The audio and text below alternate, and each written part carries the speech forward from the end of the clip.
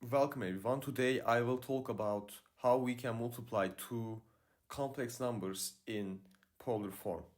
And before doing that, I will quickly go over polar form just in case some of you guys are not familiar with it.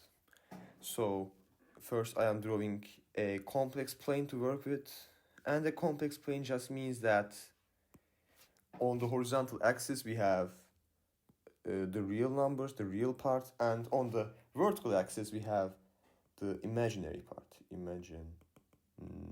I know it is hard to read, but this is representing the imaginary part, the vertical axis, and the horizontal is the real part. So, if we have a point here at a distance A and B, then we draw an arrow to represent it. We call the length of this arrow r, and the angle that it makes with the positive horizontal axis, we call it theta. Now, we could represent this a complex number in rectangular form, which is a plus bi. Okay, this is the complex number in polar form. But we could also represent our number in what is called a polar form. And to do that, instead of a, we will write something in terms of r and theta. And if you look at this triangle that I am drawing, the red one, you can see that a is equal to r times cosine of theta. So I am going to write that. Plus, for b, we just have r sine of theta. And we have an I as well. Did I say I sine of theta? Anyway, it is r sine of theta, and we have an I as well.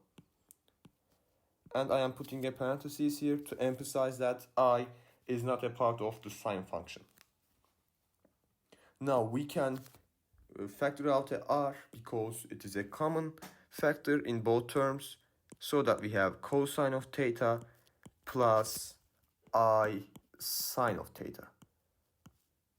And to abbreviate this, to make it simpler, actually shorter I would say, we just write r cis theta. So cis, this thing, is equivalent to this.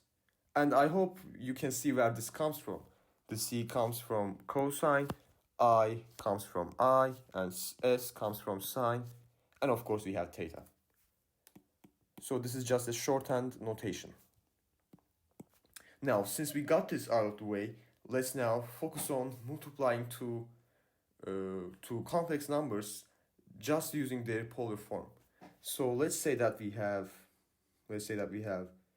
z1, which is just a complex number, and I'm going to write it using the shorthand notation, the polar notation. So this will be r1 times cis theta 1.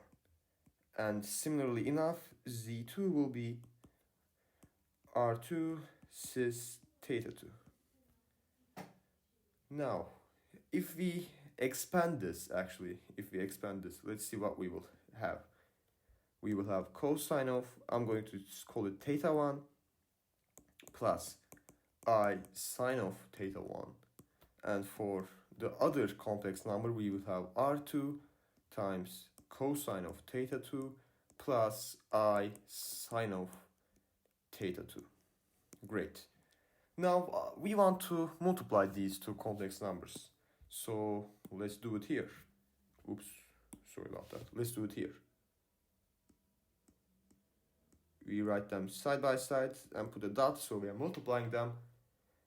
And if we multiply these two quantities, and I forget my parentheses here, we can simply call it r1 times r2, and then we will multiply what is inside the parentheses, alright? I'm going to write down one more time so that it is clear.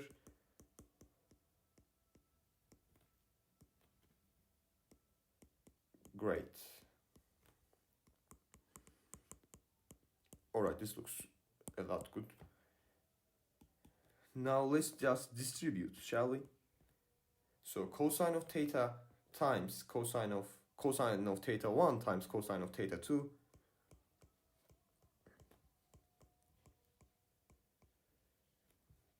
plus I sine of theta 2 times cosine of theta 1, and then I'm just going to factor this thing to make it simpler.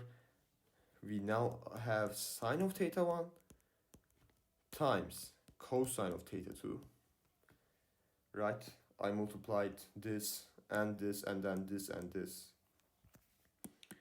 So we only have this part to multiply now.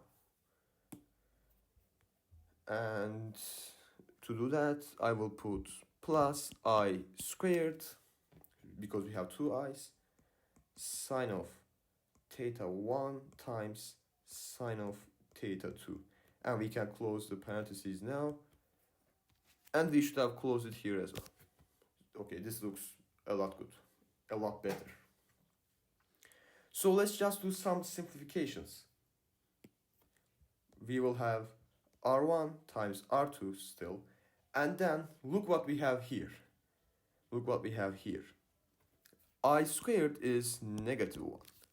So we have cosine of theta times cosine of theta 1 times cosine of theta 2. And just ignore this term for now. Minus sine of theta 1 times sine of theta 2.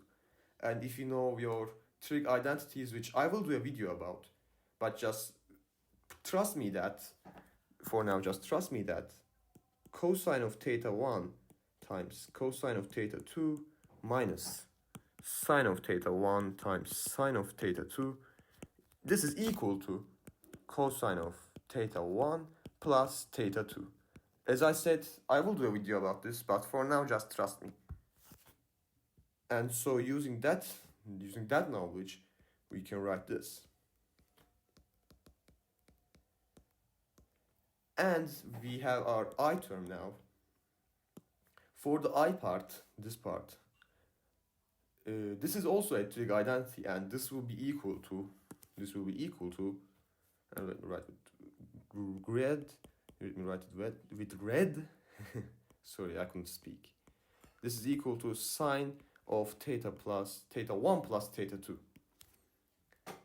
As I said, just assume these identities to be true, and I will prove them in a video in the future. And if we use our shorthand notation now for this thing inside the parentheses, we can call it cis theta 1 plus theta 2. Right? We can call it that because we have our cosine, we have I, we have sine, and instead of theta, we just have theta 1 plus theta 2. So this is the result that we get. And what does this mean? Let's do an example. Maybe you are confused a little bit about this. So if we have two imaginary numbers, two complex numbers actually, like this, for example, 5 cis, 50 degrees, and then other one is 10 times cis 40 degrees. Well, then their product will be simply 5 times 10 times cis 50 degrees plus 40 degrees. And so we will have 50 times cis 90 degrees. And if we expand this, let's see what we have. 50 times cosine of 90 degrees plus I sine of 90 degrees. Cosine of 90 degrees is just going to be 0. So we have 50i. Sine of 90 degrees is just 1. So we actually have 50i. This is a pure imaginary number, by the way, because it doesn't have a real part. And this is it for this video. I showed a quick way to multiply two complex numbers given in polar form, and then we did a quick example to see how we can use what we found. I hope this video was helpful. If you have any comments, please write them in the comment section. I hope to see you in another video. Until then, take care.